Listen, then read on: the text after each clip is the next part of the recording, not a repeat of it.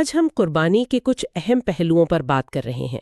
خاص طور پر یہ سمجھنے کی کوشش کریں گے کہ یہ عبادت، یہ ذمہ داری آخر کن لوگوں پر لازم ہوتی ہے۔ جی ہمارے پاس کچھ مستند ذرائع سے معلومات ہیں جو ان نکات کو واضح کرنے میں مدد دیں گے۔ تو آئیے ذرا گہرائی میں جا کر دیکھتے ہیں۔ بالکل، اور یہ سوال بہت اہم ہے، بنیادی سوال ہے کہ شرعی طور پر قربانی کرنا کس پر لازم ہے۔ جی تو آسان الفاظ میں اگر کہیں، یہ ہر اس مسلمان پر لازم ہے جو آزاد ہو، بالغ ہو یعنی ایک خاص عمر کو پہنچ چکا ہو، عاقل ہو مطلب سمجھدار ہو، صحیح، مقیم ہو یعنی سفر میں نہ ہو، اور سب سے اہم بات صاحب نصاب ہو۔ اچھا، یہ صاحب نصاب، اس پر تھوڑی وضاحت کریں گے؟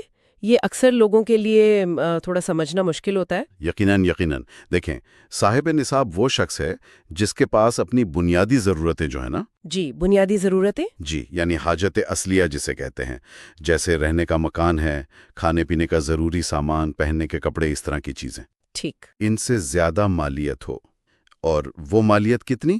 کم سے کم 52.5 تولہ چاندی یعنی تقریباً 612 گرام، او، یا پھر 7.5 تولہ سونا جو تقریباً 87.5 گرام بنتا ہے، اس کے برابر ہو۔ اچھا، اب یہ مالیت چاہے نقد رقم کی شکل میں ہو، سونا چاندی ہو، کوئی تجارت کا سامان ہو، یا ضرورت سے زائد غیر استعمالی اشیاء ہوں۔ صحیح، اور ایک اہم بات یہ ہے کہ مستند فقہی کتب میں جیسے بہار شریعت، شامی، در مختار وغیرہ میں نصاب کا حساب لگانے کے لیے عموماً چاندی کی قیمت کو معیار بنایا جاتا ہے۔ اچھا، چاندی کی قیمت کو، سونے کو نہیں؟ جی، چاندی کی قیمت کو معیار بنانا زیادہ احتیاط والا اور غریبوں کے لیے زیادہ نفع بخش سمجھا جاتا ہے۔ اور یہ مالیت صرف قربانی کے دنوں میں یعنی عید الاضحیٰ کے ان مخصوص ایام میں ہونا ضروری ہے، پورے سال ہونا شرط نہیں ہے۔ اچھا، تو مطلب یہ کہ اگر کسی کے پاس ضرورت سے زائد کچھ سامان ہے، کچھ بھی،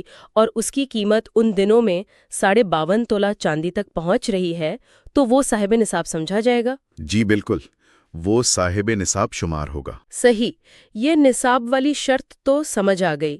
اب ایک سوال جو اکثر خاص طور پر خواتین کے حوالے سے پوچھا جاتا ہے، کیا ان پر بھی یہ ذمہ داری عائد ہوتی ہے؟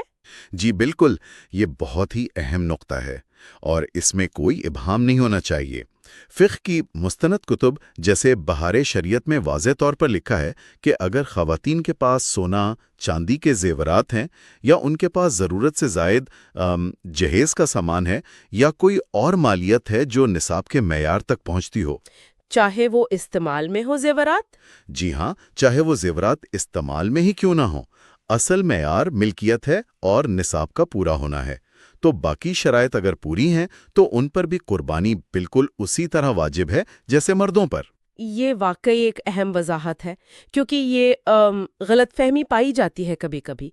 اچھا، تو اگر کوئی 1 سال صاحب نصاب ہے تو کیا یہ ذمہ داری ہر سال کی ہے اگر وہ صاحب نصاب رہتا ہے؟ جی ہاں، اور کیا کوئی اپنی طرف سے کرنے کے بجائے جیسے گھر کے کسی اور فرد، بیوی یا بیٹے کے نام سے کر سکتا ہے؟ پہلا حصہ آپ کے سوال کا کہ اگر کوئی شخص ہر سال قربانی کے ایام میں صاحب نصاب رہتا ہے تو جی ہاں، اس پر ہر سال قربانی واجب ہے، لازم ہے۔ ہر سال؟ 1 سال کر لینا کافی نہیں ہے۔ اب رہی بات دوسرے کے نام سے کرنے کی، تو دیکھیں، اگر کوئی صاحب نصاب شخص ہے، اس پر اپنی قربانی واجب ہے، وہ اپنی واجب قربانی چھوڑ کر کسی اور کے نام سے کرتا ہے جیسے بیوی یا بیٹا جن پر شاید واجب نہ ہو، جی، تو اس کی اپنی واجب ذمہ داری ادا نہیں ہوگی، وہ ذمہ اس کے سر پر رہے گا۔ اچھا، البتہ جس کے نام سے کی گئی اگر اس پر واجب نہیں تھی تو اس کی طرف سے نفلی قربانی ہو جائے گی، ایک اضافی رضاکارانہ عبادت۔ یعنی اپنی واجب قربانی تو اسے کرنی ہی پڑے گی؟ جی بالکل، اپنی واجب قربانی اسے خود کرنی ہوگی یا اپنی طرف سے کسی سے کروانی ہوگی۔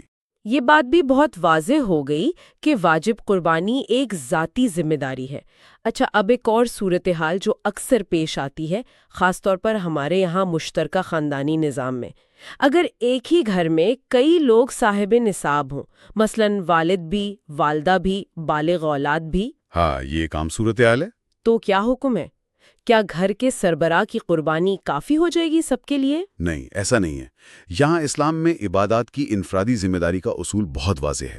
اگر گھر کے کئی افراد، جیسے آپ نے مثال دی، والد، والدہ، بالغ بیٹا، بہو، کوئی بھی، جی، اگر ہر ایک اپنی ذاتی ملکیت میں انفرادی طور پر صاحب نصاب ہے تو ان سب پر الگ الگ اپنی اپنی قربانی واجب ہوگی۔ سب پر الگ الگ؟ جی، سب پر الگ الگ۔ صرف گھر کے سربراہ کا اپنی طرف سے قربانی کر لینا باقی جو گھر کے افراد صاحب نصاب ہیں ان کی ذمہ داری کو پورا نہیں کرے گا۔ ہر صاحب نصاب کو اپنی قربانی خود ادا کرنی ہوگی۔ تو آج کی ساری گفتگو کا خلاصہ اگر ہم کریں تو یہ ہے کہ قربانی کی ذمہ داری کچھ خاص شرائط پر منحصر ہے، جس میں صاحب نصاب ہونا ایک مرکزی حیثیت رکھتا ہے۔ بالکل۔ اور یہ شرط مردوں اور عورتوں دونوں پر یکساں لاگو ہوتی ہے۔ جی ہاں۔ اگر کوئی ہر سال ان شرائط پر پورا اترتا ہے تو اس پر ہر سال قربانی واجب ہوگی۔ صحیح۔ اور یہ ایک انفرادی ذمہ داری ہے، یہاں تک کہ اگر ایک ہی گھر میں کئی صاحب نصاب افراد ہوں تب بھی۔ بالکل درست۔ بنیادی نکتہ یہی ہے کہ یہ عبادت مالی استطاعت اور انفرادی جواب دہی سے جڑی ہوئی ہے۔ ہر وہ فرد جس پر شرائط پوری ہوتی ہیں اسے انفرادی طور پر اس ذمہ داری کو ادا کرنا ہوتا ہے۔ یہ صرف ایک رسم نہیں ہے بلکہ مالی حیثیت کے مطابق اللہ کے حکم کی تعمیل ہے۔ یہ معلومات یقیناً بہت سے سننے والوں کے لیے قربانی کی شرائط کو بہتر طور پر سمجھنے میں مددگار ثابت ہوں گی۔ آخر میں ایک سوال میں غور کے لیے چھوڑنا چاہوں گی۔ جب ہم یہ سمجھ لیتے ہیں کہ قربانی ایک انفرادی مالی ذمہ داری ہے تو یہ فہم ہماری عبادات کے منصوبہ بندی اور ان کی حقیقی روح کو سمجھنے پر کیسے اثر انداز ہو سکتا ہے؟